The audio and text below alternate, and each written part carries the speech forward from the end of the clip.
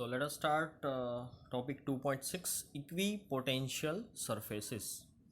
नाम से ही पता चल जाता है कि इक्वी मतलब इक्वल एंड पोटेंशियल। सो जहाँ पे इक्वल पोटेंशियल है वो, so that is equi potential surfaces. तो ऐसी सरफेसेस जहाँ किसी भी पॉइंट पे आप पोटेंशियल मेज़र करोगे तो वो इक्वल होना चाहिए, right. So definition wise, if we see, then an equivalent potential surface is a surface with a constant value of potential at all points on the surface। सभी जगह पे पोटेंशियल सरफेस जो हमने बनाई होती है वहाँ पे सभी जगह पे पोटेंशियल है वो सेम रहता है। मान लो कि आपके पास ये सर्कल है, okay. So on this circle the potential is same, right. आपके पास ये फ्लैट सरफेस है, तो अगर फ्लैट सरफेस के कोई भी पॉइंट्स पे पोटेंशियल सेम है इसका मतलब है ये इक्वी पोटेंशियल सरफेस है, राइट। तो इसको समझने के लिए थोड़ा सा इलेक्ट्रिक फील्ड याद कर लेते हैं। So let us say if we have positive charge and if I'll ask you to draw the electric lines, तो आप कैसे दिखाओगे इलेक्ट्रिक लाइंस को? आपको मालूम है इट शुड बी आउटवर्ड इस तरह से है, right, okay. Now if I ask you consider a positive charge and as we know, if it is a single positive charge then the potential can be given by this equation, right। तो यहाँ पे मान लो कि ये r point एक point है which is r distance away, ये r डिस्टेंस अवे पे है, right. So potential at this point let us say it is point p। तो पॉइंट p यहाँ पे है, तो you can find out the potential by using this equation, right. Is it possible that same potential can be obtained at some other point? यही potential की value यही होनी चाहिए लेकिन पॉइंट की जो पोजीशन है वो कहीं और हो। Yes, it is possible. If I will consider another point, let us say it is P1, which is also same r distance away, okay, then the potential at P1 will be same as that of potential at P, right। तो इस तरह से आप सोचोगे तो it is going to make one circle, okay. एक ये circle बनाएगा और ये जो सर्कल है वहाँ कहीं पे भी आप पोटेंशियल मेजर कर लो, सभी जगह पे पोटेंशियल है वो सेम आएगा। So you can imagine a circle, okay, और वहाँ पे पोटेंशियल है वो सेम आएगा। Now if we combine this two figures, आप ये दोनों फिगर को कंबाइन करो। मैं फिर से यहाँ पे ड्रॉ कर रहा हूँ, ओके। सबसे पहले हमने ये एक इक्वी पोटेंशियल सरफेस बना ली, ठीक है। ये एक इक्वी पोटेंशियल सरफेस बना ली, right, which is R distance away. तो यहाँ पे किसी भी पॉइंट पे आप पोटेंशियल मेजर करोगे उसकी वैल्यू सेम आएगी, okay. Is it possible that के आप एक दूसरी रेडियस इमेजिन करो, ओके। ये एक दूसरी रेडियस है which is bit far from this one, pink one, okay. तो यहाँ पे आप समझ सकते हो कि पोटेंशियल है वो कम होगा। क्यों कम होगा? Because if R is increasing then V has to decrease, potential has to decrease. तो आप और एक इमेजिन कर सकते हो कि और एक सर्कल है, ओके, और एक इक्वी पोटेंशियल सरफेस है, ओके। तो यहाँ पे v की वैल्यू और कम होगी। मान लो कि ये v1 है, ये v2 है और ये v3 है। So you have to understand that v1 is greater than v2 is greater than v3, right, because you are going away from the charge, okay. अब आते हैं फील्ड की बात करते हैं। So if I want to show the field lines in this, तो आप बोलोगे कि फील्ड लाइन्स है, so it has to go outward, okay. तो ये आउटवर्ड है, तो हर एक बार जैसे ये आउटवर्ड होगा so it is going to create a normal. यहाँ पे ये हमेशा नॉर्मल होगा। फील्ड लाइंस और इक्वी पोटेंशियल सरफेस है उनके बीच में 90 डिग्री का एंगल बनेगा। कोई भी इक्वी पोटेंशियल सरफेस हो, यहाँ पे भी 90 डिग्री, ये भी 90 degree. If you consider this तो ये 90 डिग्री, ये 90 डिग्री, ये 90 डिग्री, राइट, ओके। तो इलेक्ट्रिक फील्ड का इक्वी पोटेंशियल सरफेस के साथ हमेशा 90 डिग्री का एंगल बनेगा, राइट। तो वही चीज़ यहाँ पे हमने लिख ली है, for any charge configuration equipotential surface through a point is normal to the electric field at that point. Okay, तो आपको ये बात ध्यान में रखनी है। नाउ एक दो स्पेशल केस ले लेते हैं हम, ठीक है। फर्स्ट केस है कि यूनिफॉर्म इलेक्ट्रिक फील्ड है, okay, and it is along the X axis. तो आप इसको कैसे दिखाओगे? So you can see that, let us say this is the uniform electric field, okay, ये फील्ड लाइंस है, you can see that, okay. आपको इसमें कैसे इक्विपोटेंशियल सरफेस दिखानी है, ओके। तो पहले एक बात क्लियर कर रहे हैं कि इलेक्ट्रिक फील्ड की इंटेंसिटी कौन सी वाली साइड पे ज़्यादा है और कम है। तो अब देखो कि ये जो लेफ्ट साइड है, ओके, वहाँ पे E is higher compare to on right side, यहाँ पे E की वैल्यू कम होगी। एज इलेक्ट्रिक फील्ड होती है वो हमेशा हायर टू लोअर की उसकी डायरेक्शन होती है, जो हमने चैप्टर 1 में पढ़ा था, राइट। अभी अभी हमने बात की कि इलेक्ट्रिक फील्ड लाइंस और इक्विपोटेंशियल सरफेस के बीच में 90 डिग्री का एंगल होता है, राइट। तो 90 डिग्री का एंगल हमें यहाँ पे दिखाना है, तो यही एक पॉसिबिलिटी रहती है, okay. So this is the equipotential surface, right. तो आप इसको ऐसे इमेजिन कर सकते हो कि मान लो कि ये एक इलेक्ट्रिक फील्ड लाइन है, एंड देन आफ्टर ये जो पेपर है, ओके, तो it is going to create a 90 degree angle. तो ये जो फील्ड लाइन है उसका एग्जिस्टेंस एक्स एक्सिस पे है, तो ये है वो वाई एक्सिस पे होगा। ये जो कार्ड आप देख रहे हो वो वाई एक्सिस पे होगा, right, okay. Similarly you can imagine so many equipotential surfaces over here. तो आप ये इमेजिन कर सकते हो कि दूसरी भी है, ओके।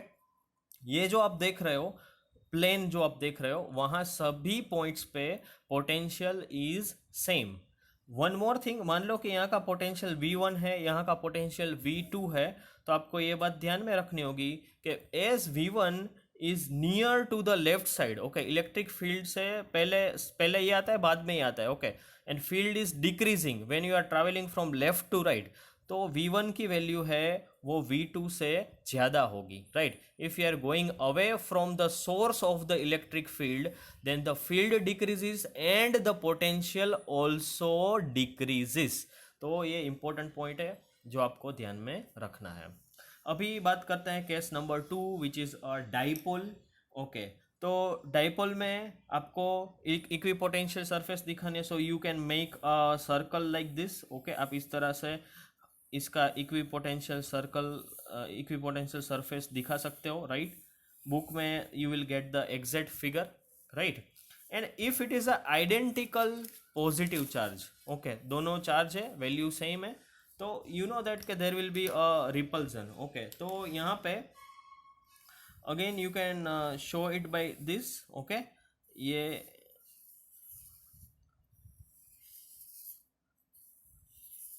ओके, और फिर finally you are going to get like this, because this is a equipotential surface. तो ये बाहर से आपको ये मर्ज हो जाएगा। सो you can see the book में आपको एग्जैक्ट फिगर देखने को मिलेगी, right. So here is the figure, okay.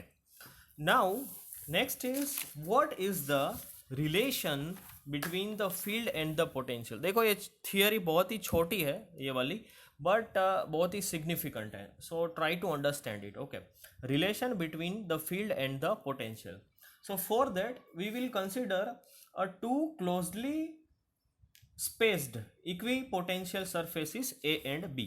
मान लो कि ये दोनों सरफेसिस है जो ब्लू में है, इक्विपोटेंशियल सरफेसिस, उसको मैंने ऐसे वर्टिकल में रखा है, ओके। तो आपको ये वाली फिगर दिखने को मिलेगी, okay. There are two equipotential surfaces which are closely spaced, okay, बहुत ही पास पास में है। तो इनके बीच का जो डिस्टेंस है, ओके, लेट अस से the distance is delta L, बहुत ही छोटा सा डिस्टेंस है, इसलिए हम इसको डेल्टा एल से दिखा रहे हैं, right.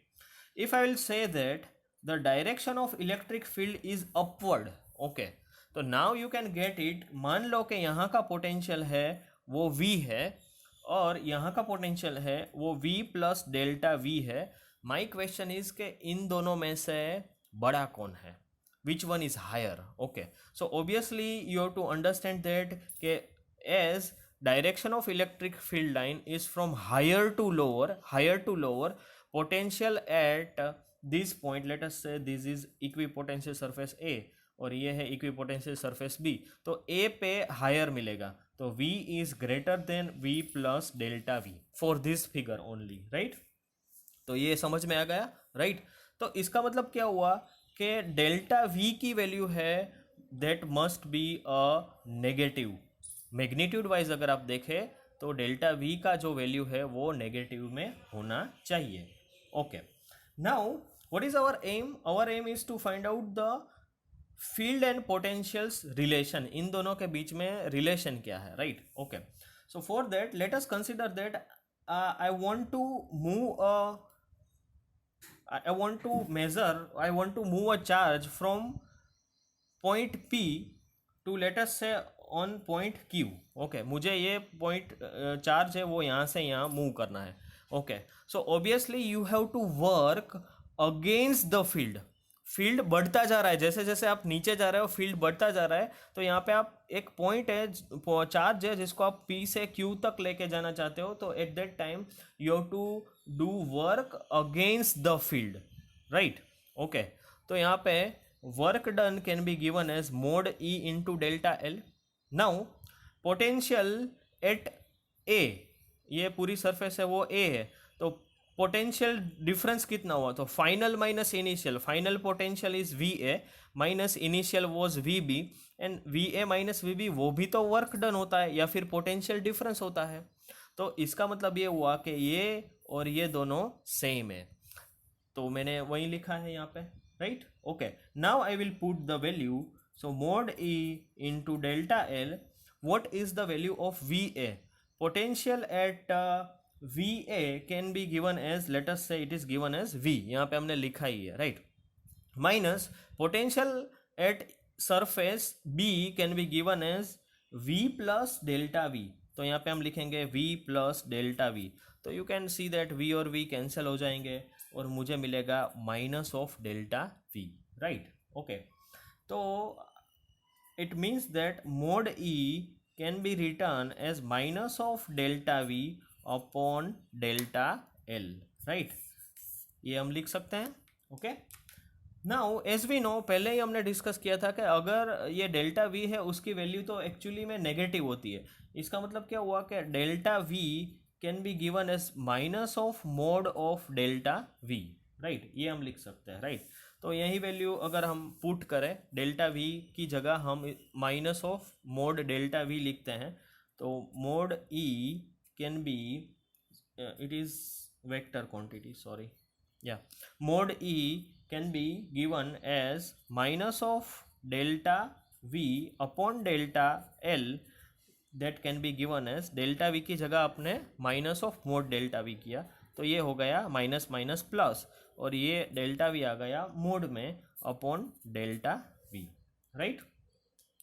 So now there are important points, 2 points are there. यहाँ पे ये इक्वेशन मैंने फिर से लिखा है जस्ट फॉर योर इन्फॉर्मेशन, और इम्पॉर्टेंट पॉइंट्स में first point, electric field is in the direction in which the potential decreases steepest. Okay, तो we know this, right, if we have a positive charge, if we have a negative charge, then you will draw the direction of electric field from positive to negative और से higher to lower। Okay, तो potential का भी वैसा ही है कि positive to negative है, तो potential is also decreasing from when you are going from higher to lower। okay, second point is its magnitude is given by the change in the magnitude of potential, so here it is a magnitude of potential per unit displacement, तो ये हो गया per unit displacement, normal to the, normal वाली बात भी हमने कर ली है, so normal to the equipotential surfaces at that point। okay, so thank you।